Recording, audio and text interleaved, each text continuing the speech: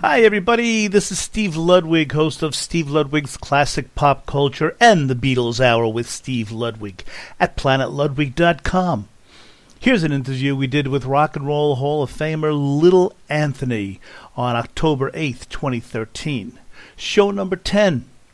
To hear the entire show, complete with all music and retro commercials, check out the menu at planetludwig.com.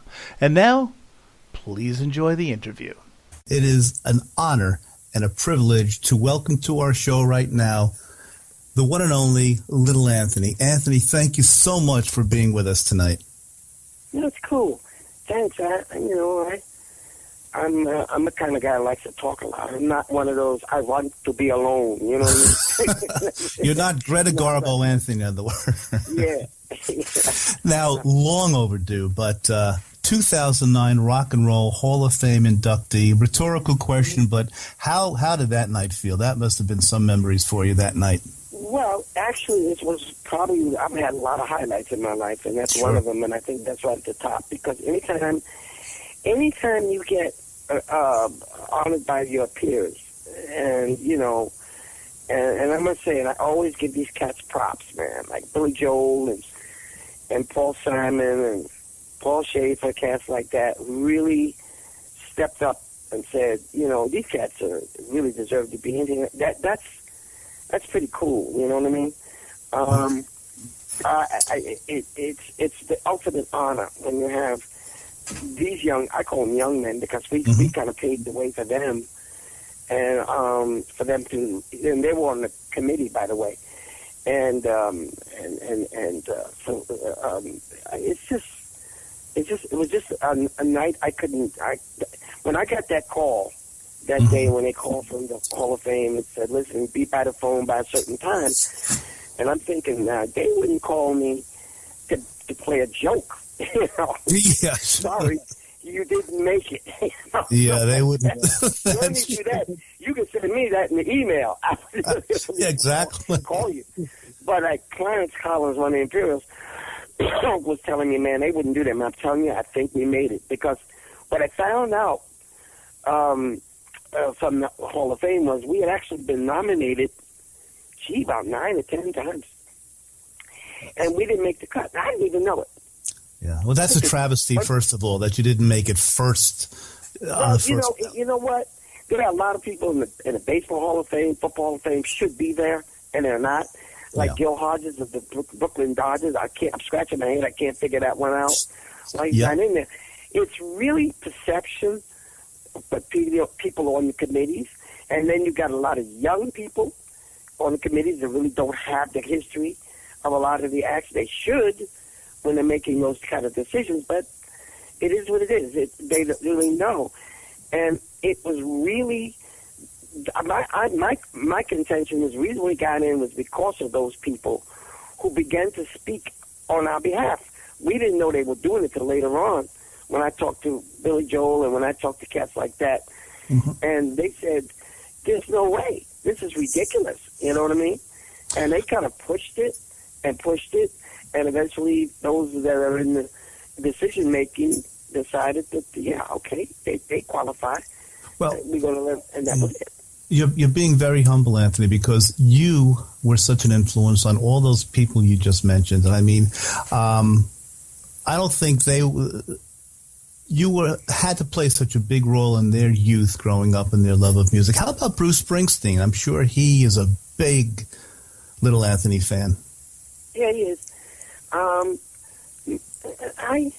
you're in the business as long as I've been in show business all my life. Yeah, I didn't know anything else since I was 3 years old, one form or another. And I was born out of a suitcase, literally. And it always seems to amaze me when I hear things. Somebody will tell me, oh, Alicia Keys really digs you, man. Mm-hmm. And she used to listen to you, and then to have guys like Michael McDonald, once said one of his dreams that he had was to sing "Take Me Back" with me, and we actually ended up doing it. We did at a benefit some years ago, and it was wonderful. What a great song! Yeah, and he said that was inspired him. And when you're around a long time, either you don't realize it, that the effect that maybe your labor has done.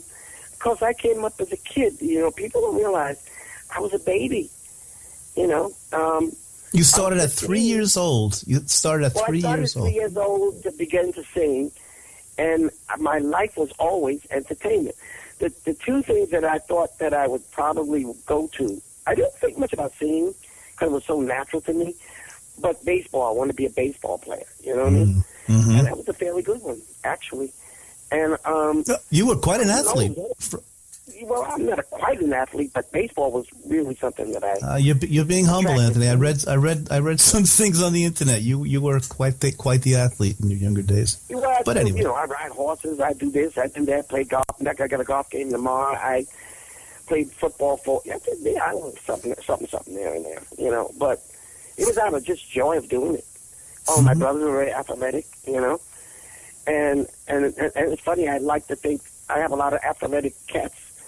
Friends of mine in the NFL and cats that I know, I just love being around. And in fact, Mr. Bill Parcells found out about it one day and visited me at a show I was doing in New York some years ago. And he told me how much that I meant to him. Yeah. And it's an amazing thing. But as coming up, I mean, a lot went on. I went through so many eras, went through the late 50s, and then I went through the Beatles, and the English invasion, and I went through Motown, I went through the Philly sound, and I'm still here, Yeah. I never, ever really thought of it as a challenge or anything. I just wanted to sing.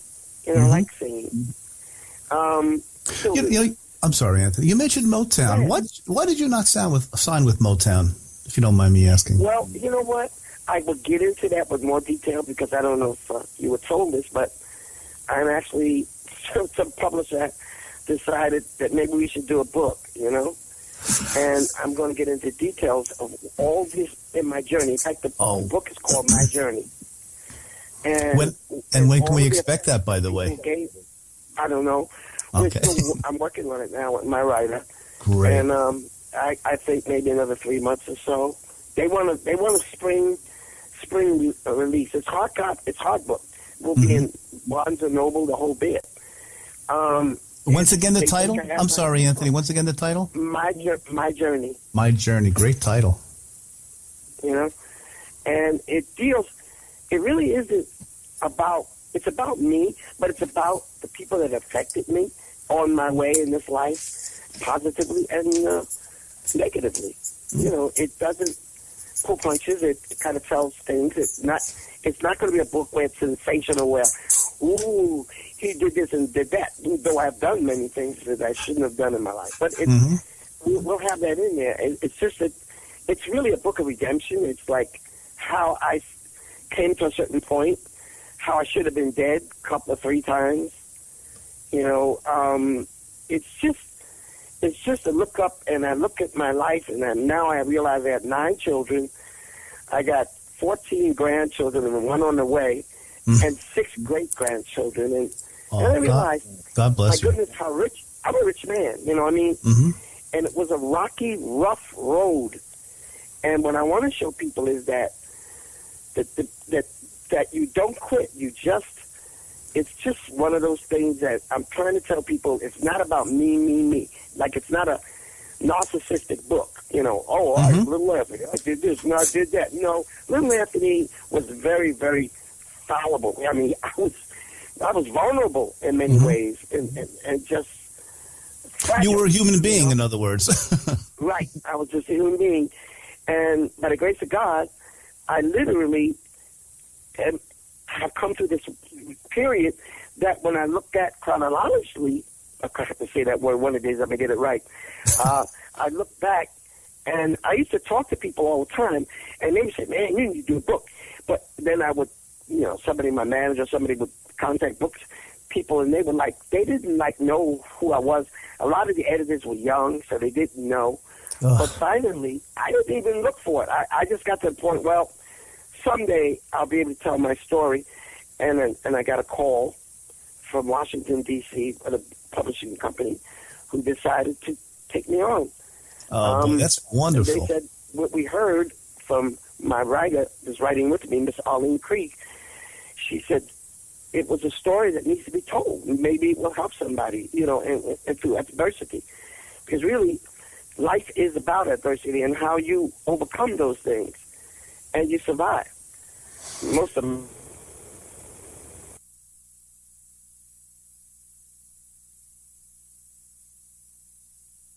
What my journey was.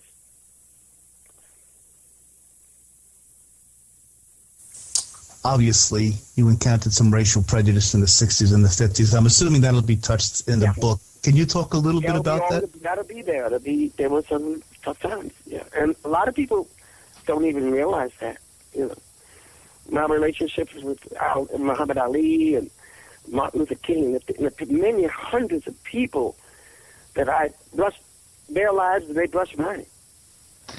Wow, I didn't make a big deal out of it. You know what I mean? I didn't toot a horn, and I didn't do anything. I was just happy to be there. You understand? I'm a black kid out of Brooklyn, out of Fort Greene Projects. Really was going to be a brain surgeon. I was blessed with a great mother and father. I was born to the right parents. That helps. Mm-hmm. And I had great aunts and great support system. And that's a catalyst of where I'm at today. Yeah, I was going to say, Anthony, Michael Jackson was so obviously influenced by your style and your voice, and you just mentioned that you had a good family upbringing. If you could have mentored Michael Jackson, how might things have changed for that poor, wonderful human being? Yeah, you put it right. He was just sometimes we have these comets. They come into the sky, and then they're gone. They burn up in the atmosphere. And he got the first. His life was so triumphantly tragic. I don't know if that makes sense, but it does. When I met him as a kid, and I knew him and his brothers. I was there. I got invited to his to the Liza Minnelli and a wedding. Mm-hmm. And he was there, and so we talked and stuff. And so he was always a kid that was very interested in what other artists did. But he also was out of the suitcase. But like I said, and I'm not using any dispersions towards his father or his mother, mm-hmm. but his situation was different than mine. I had more stability, it seems. What I read, like everybody else, his story. Yeah. It was really not it's just not that wholesome. Mm-hmm. And though I did a lot of crazy stuff, probably worse than he did, I had a real wholesome sort of background or support system that really I believe that pulled me through. And so it is tragic. But let's celebrate that. Let's look what he did while he was here. Mm-hmm. The people that he affected and what he did. He just was a kid that never knew how to be a kid. He never was a kid. I understand that. Remember, I was on the road at 15. Yeah, and I struggled with that. Mm-hmm. I struggled with that. And I know he struggled even worse because he was really in a bubble because he was in a modern times. The guys, what they're making, the money they make today, we didn't see that kind of money when we were coming up. Mm-hmm. It was a different ballgame. I like to call it the Stone Age of rock and roll when I came up. Yeah, well, yes, absolutely. The basis of rock and roll, you guys.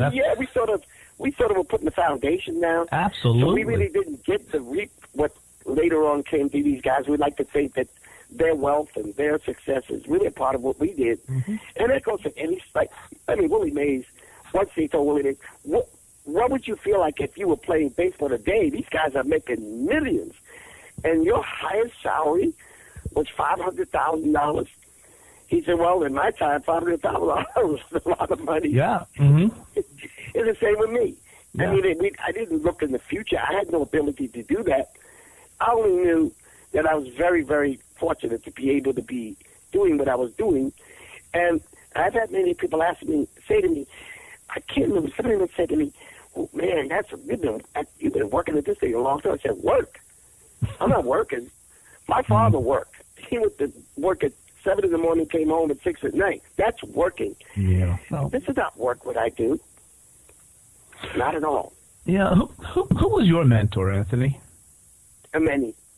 I had many mentors. My father really was one of them. He was an interesting man.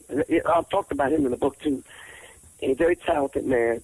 And I had an aunt. Her name was Aunt Bessie. She was really instrumental in me. But any success that I had in my life was really because of her and my Aunt Sarah. And then Sammy Davis was really a guy that taught me a lot. Talked to me a lot. If anyone was going to teach you, I guess it would be Sammy Davis Jr., right? He would know. Well, yeah, he taught me stage presence and stuff. And then Red Box taught me comedy timing. Because when we do on stage, no one does it anymore, And we literally, we perform. And that's a lost art. Did you ever perform? You still do. Now, but how did you manage to avoid the pitfalls that so many others couldn't? I mean, you went through tough times like everyone else. What do you attribute it to? I didn't avoid any pitfalls. I just came out of them. Oh, okay. By God's yes. grace. Okay. Yes, you're right. It was like I went through the same thing everybody does. And like I said, that I probably would like to elaborate more about it. But then I would really like people to sit down and read. Oh, absolutely. Name of the book is My Journey. Yes. What did I do? Somebody once said, if you want to stop, if you want to get out of a hole, stop digging. You know what I mean? I had to go through so many different adventures that were just some harrowing, some. I went through depressions. I went through thoughts of suicide. I went through all kinds of things. Yeah, and we can read all about this in My Journey for the listeners, coming out in a few months. Oh, this is great. How about Buddy Holly? Had you ever met Buddy Holly? Oh yeah, I knew Buddy. In fact, we won that. They call it East Coast and the West Coast tour, and he was on that tour with Richie Valens and the Big Bop and all them. Ooh. And I was on the East Coast tour of that time. And who was on that show? I think Dion was on the West Side. And what they would do is they would split up acts. They'd go back and forth. And I just seen Buddy, because I was doing a record hop tour, and people don't know what a record hop these days, but that's how we promoted, these record hops that we were doing in gyms and auditoriums and stuff. And I was on that tour. I ended up in Cleveland at the Johns Hopkins, what is the name of that hotel? I think it's a Hopkins Hotel or something. And I was in the lobby on my way to be interviewed, and he came down, walking down, and he saw me, and I saw him, and I said, oh, shoot, that's Buddy Holly. He said, oh, shoot, that's a little after me. I met him, and we started talking and rapping. You know that less than 2 months later, he was dead. Oh, gosh. From that conversation, what kind of a guy was he? I mean, he seemed to be... He was pretty good. He was pretty good. He was out of, where did he tell me he was from? Texas. The same place the Coasters were from. What's the name of that? Alvin, Texas? Something like that he was from. And, no. Lubbock, Texas. Yeah, right, of course. Yeah. I'm thinking Wink. That's I said, man, they ain't got nothing but tumbleweeds in that place, because I was there. And he laughed. He said, yeah, that's, very intelligent guy, very intuitive, And if you listen to Buddy's music, Buddy was the first white act to be successful at the Apollo Theater. So, what can I say? Well, a good song is a good song. Everybody dug it. Everybody dug it. I mean, to me, Peggy Sue, it was almost like he was parodying himself when he sung it. I think yes. So good, and then everybody started, singing it.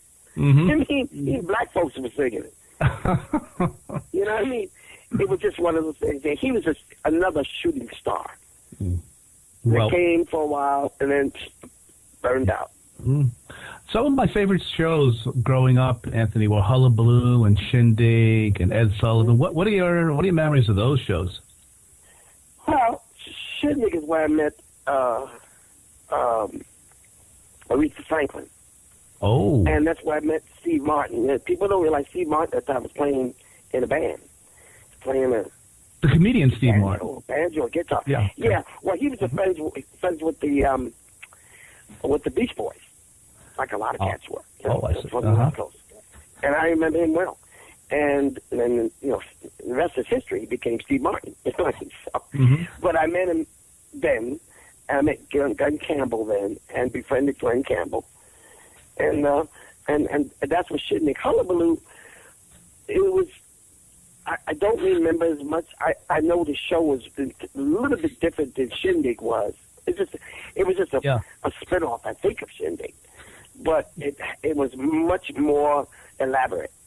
Yeah, because you remember that show. Yeah. Yeah, sure. I mean, that's all us music fans had were those shows. Really, it's so different now. But we used to love to watch Shindig and Hullabaloo. Hullabaloo came out of New York, I believe, and Shindig came out of L.A. And Hullabaloo had a great set, at NBC. They had those girls dancing. What do you call them? Go-go girls. The go-go boots, the go-go dancers, absolutely. Yeah, and they would be in little cages or whatever.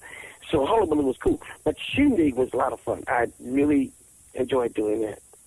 Okay. Now, an impossible question. Sullivan, forget it. That was the highlight of the yes.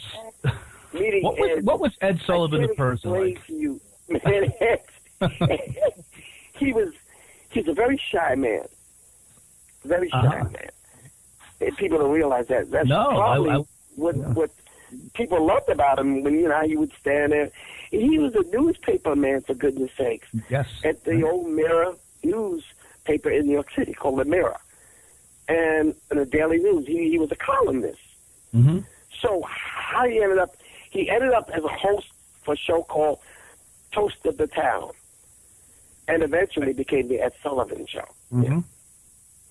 And he talked to us one day, and he said, "Sorry, boys, he says, I hope you enjoy yourself." We did it live. Everybody did that show live in those days. There was no taping. I mean, if you screwed up, you screwed up. That was it. Mm-hmm. But that's the beauty of live TV. I mean, people watching it. That's pretty much the pull of it. Wouldn't you agree? Like, is something going to happen? Yeah. Well, I think that everybody we didn't have anything to compare it with. Mm-hmm. So live was the way it was. Yeah. So we rehearsed extensively so that if there were any glitches, we would find it. You know what I mean? My stuff came off great. I mean, really, I cracked a note here and there, but basically, we went through it very, very well. Very, very well. And it was a great orchestra, Ray Bloch's orchestra. So, right. Mm-hmm. And then Mr. Sullivan and the audience was wonderful. So pretty cool. And right after that, the Beatles came in, and started doing the show. You've met the Beatles, I would assume. No. Okay. Because they would have loved to have met a person like you, Anthony, because they were so enamored. We found that George Harrison was a fan, a big fan. Yeah. And McCartney knew about us. Mm-hmm. Sure. They knew about us. Yeah. They really love American music. They were enamored. Right. Mm-hmm. And then I'll talk about this in the book, but we were supposed to open for them when they first came to America. I think that was 65. Right. Yes. February of 64. And, we had the second biggest record in the world at the time called Going Out of My Head.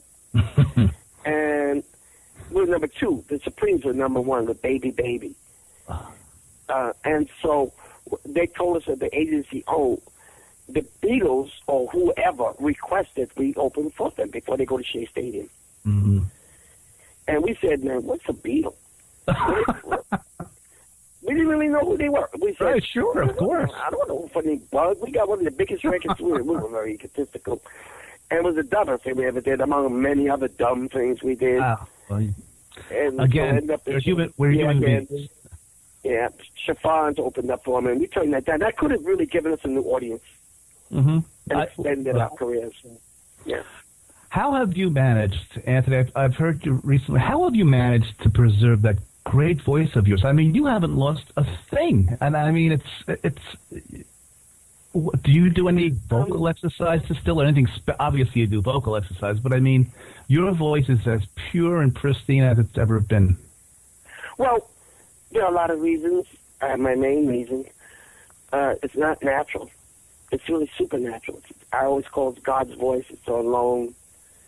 You know, it's just the way it is. That's what I believe. Nothing to do about religion. It just has to do with a relationship, a belief. Mm-hmm. It's his. Because I'm not supposed to think like this, not at my age.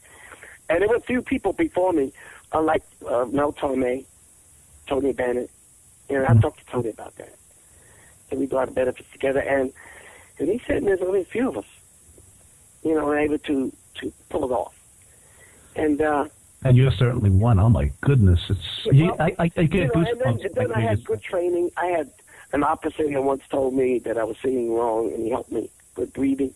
And a doctor by the name of Charles Schneider, I'm going to put that in the book, was very influential with me, teaching me a technique. Because at those days, I was a 2.5 pack a day smoker. Oh, boy. See? And they got it out of my hands because I had a lot of trouble with my voice. And he taught me, he recommended to me, I'll say the name Schick. Mm-hmm. At that time was new. And my cigarette crazy. But he taught me after that, he taught me a technique that I then taught to many other people that extended their careers to how to breathe. And so that's how it is. It's really respecting your instrument. Mm-hmm. Because had I had kept smoking, I really believe I would have been done. Or doing all the things I was doing, I'd have been done. You know what I mean? Yeah. Go ahead. I'm sorry. No, that's what I was going to say. Any other special health regimens that you do nowadays? No, well, I actually, you know what's cool? I was doing 5 miles power walking, 5 days a week. Well, now that's a workout, right? And then one day, this was in January, I was in Florida, and I'm not feeling too well, and then I just got a flu shot. But I got this temperature, a low-grade temperature, like 101, 99, 101. And I'm saying, how can I get the flu when I just took a flu shot? Well, I didn't know what was happening to my body. And I got tired, and I was sleeping, and my wife was concerned and said, you look so tired. And I couldn't do 5 miles anymore. I was just very fortunate to get to the gym 2 miles away. Mm-hmm. Yeah. And I got to stop. And I kept saying, I got to see a doctor. I got to see my doctor because I don't know something's not right. And I was in San Diego. This is, I just did the Pat Boone golf tournament for charity. And then I went, and I was in that area, and I went on to San Diego a couple of days later. And I did a show at the Del Mar fair, and all the guys with my band, everybody there. And all of a sudden, I had to sit down on a chair. Now, you understand, I've been 55 years. And the only other time I ever sat in a chair is when I messed up my knee, you know? So I had to sit in the chair because I was exhausted. And so I told my son, who's my business manager, I said, Tony, after this gig, man, I'm going home and I'm going to call a doctor. I'm going to check myself in to a hospital in Vegas, man, because I don't know what it is. It's just not right. And that night, when I was getting ready to leave the next morning, I woke up with the worst severe pain I've had. And I was shaking. Chest pain? No, stomach. Oh, okay. And it rushed me, a couple of guys in the band rushed me to the hospital, they called an ambulance, rushed me to the hospital in San Diego. And at the Scripps Memorial Hospital, and by the way, that's one of the best hospitals I've ever been in. Mm-hmm. And I remember I was there at 5 o'clock in the morning, and they gave me all these tests. And I took an MRI, the whole bit, all these things poking me all over the place. And they gave me one of those super painkillers just to, I had a temperature almost 103. Oh, my goodness. And so they finally came to me and said, it was 8 o'clock. I'll never forget, 5 minutes to 8, I was looking at this clock. And they said, you have to go to operation at 12. You just had a ruptured appendix. Oh, God. And I find out, the same time, Elton John had the same thing. Well, at least you're in great company. Boy, I'm telling you. And I found out we were in the hospital the same amount of time. And so my publicist called, and we kept it, we just didn't want it to get out, like, Yeah. I wasn't in critical condition, but it was serious. Mm-hmm. I was in the hospital for three weeks because whenever your appendix rupture, a lot of poison gets in the body. Sure. So they have to give you tons of antibiotics. You know, it takes time for the body to regroup. Mm-hmm. And I wasn't a young man. You know what I mean? Yeah. So it took me a bit to get back to, and it takes a while. But I'm healthy. I'm good, and I got to worry about my appendix no more. Well, that's true. that's the positive nature that's kept you going, right? You're doing something with Percy Sledge in February. Am I correct? You've never done before? Well, I work with Percy a lot. This is But I mean, you're touring Europe, isn't that the first time? Yeah, well, David Guest. Yeah, David Guest. You know, he's married to Liza Minnelli, and we all know what happened. That it was a mess. Yes. Anyway, David ended up in England, living there, and he's developed a good thing there. And he had a birthday party, and he called me from England. And he said, "Look, man, I'd like to fly over there for my birthday party." I said, "What am I going to do? I want to bring my band. I want to bring." He said, "No, just you." I said, "Oh no, I got to be a piano player or something, you know." Mm-hmm. He says, "All you got to do, man, I got some great musicians to send us some MP3s. For those out there that don't know what MP3s are, that's really the technical way of using the internet to send music, you know, to another part of the world. And they'll rehearse that stuff. They'll get it down and, this act and that act is done in and blah, blah." So I figured, what the heck? And that was just before I went in the hospital. I mean, that was just a few weeks before I got really sick. And I was not feeling well at all. But because it was David, we've been friends for so many years. You know, I said, you know what? I'm going to go. And I lived there, and my granddaughter's there, by the way. Her name's Sade. She met me, and my road manager is English. She's from, northern England. So she would see a pair. So three of us were together, and we went and did the thing, and it was such a success that several promoters started banging at my door. And so he was having this show, and he's calling it the what did he call the frontman of the great groups or frontman of whatever. Okay, so sure. They got Dennis Edwards and Temptations going, but no Temptations. I'm going no Imperials. It's just the frontman on that show. Glenn Dickey of the Rolls Royce, Car Wash, and all that. That's her. Who else? I can't remember. It's about like 7 of us, 8 of us. And I heard it sold out. Just about everywhere. Well, you sound surprised, Anthony. How could it not be sold out?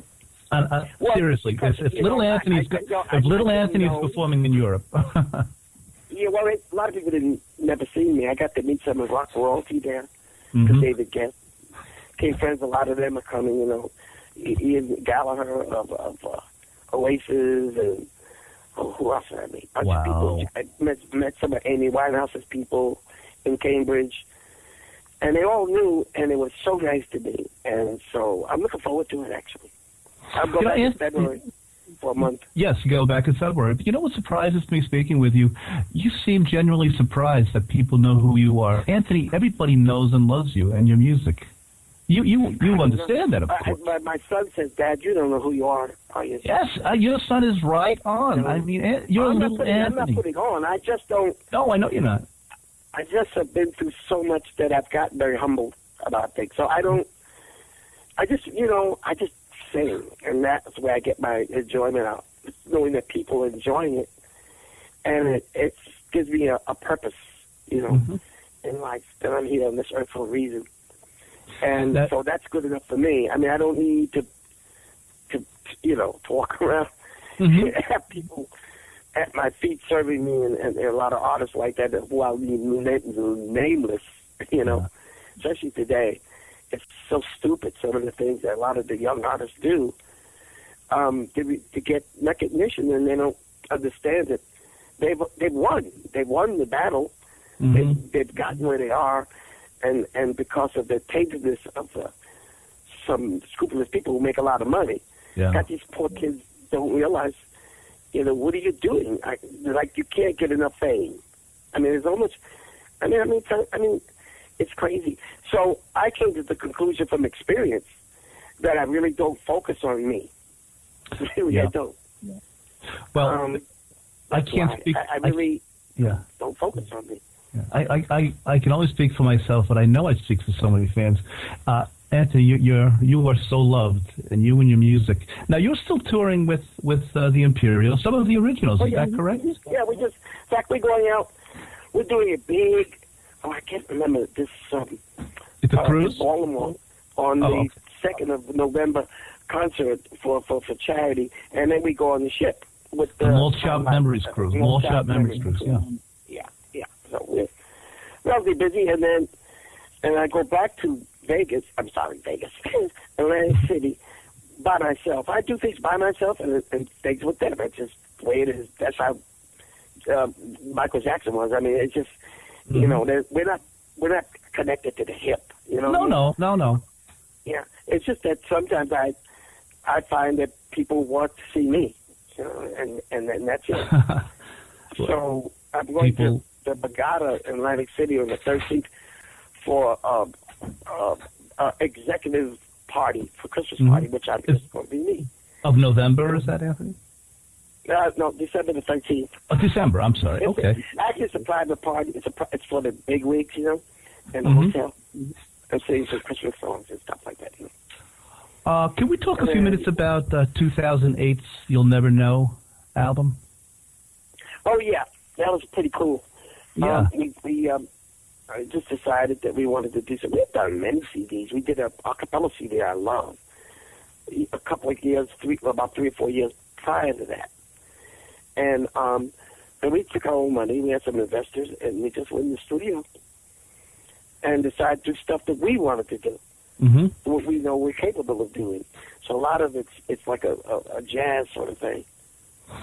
Yeah, it's everyone really. I mean, you should listen to this album, guys. It's called "You'll Never Know." It's from 2008. It's wonderful. That's why we call it "You'll Never Know." When you hear it, you're going to go, "Wait a minute!"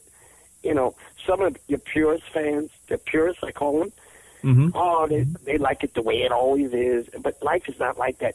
We have been created to be creative, and because I've known a lot of artists, man, they're stuck in the 50s, and it's just sad. They don't get a chance to really experiment, try other things. Well, I'm just blessed to be able to do that, and that's why we put out that CD. Can you share briefly the story about, I'll just set it up, Elvis in the Desert? Do you know what I'm talking about? Yeah. Well, Elvis, I love him. And, I used to call him L.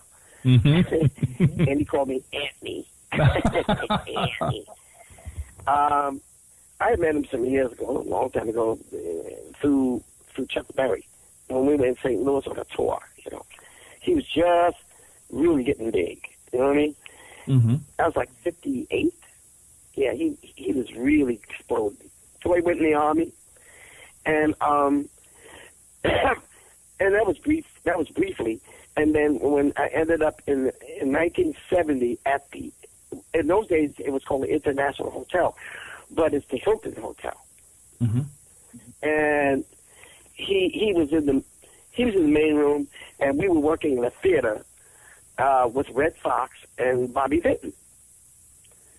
And so one night, all these people come running around. Oh, who's in the audience? Because he was in the main room. And because our shows were late, so he could do his show and come and see other shows. He liked to do that. He did that with a lot of artists that he liked. And he came in to see us and Red Fox. He knew Red very much. He knew Red from years ago. So he came in and said, "Oh, Elvis is here." And then I met his posse, and all the cats, man. I mean, I knew them all, basically all of them. And I stayed friends, with Esposito, for up to the day. He lives in Palm Springs, and we just hang out. So we used to go to this place. It's like a gazebo. It used to be a gazebo in a hotel. He couldn't go anywhere because people would just. He's like a bird in a gilded cage, man. He had like 13 cats. He called it the Memphis Mafia. Right. And we had to cordon off this whole gazebo. And we would get together, and sometimes any given night it could be Dionne Warwick, it could be Jack Carter, it could be Buddy Hackett. It could be me. It could be, just Oh, what great all names. his friends. Yeah, people that were in Vegas at the time, And we'd always hold court there and have fun. And just do what entertainers do. Surround laughing and looking for girls. About it. And that's how my relationship really began with him. And then Clarence really hit it off with him, one of the Imperials. And Clarence then we started Collins. going up to his, Collins. We started going up to his suite, which that suite looked like a house. And I swear, if that was 6,000 square feet, I wouldn't know what up there, man. And we used to go up there, he'd invite us up, and we'd just hang out, he'd do karate and fool around and show us stuff. And he had a lot of guns. He loved guns. And Clarence loved guns. And that's how that started, their relationship. So he couldn't go anywhere. So at 2 in the morning, 3 in the morning, when the shows are over, Clarence would never go out and I don't know what they shooting out there. Let's not even find out. I didn't even want to ask him what they were doing. But they were shooting, and then we used to go to movies. He'd buy the whole movie, like just private.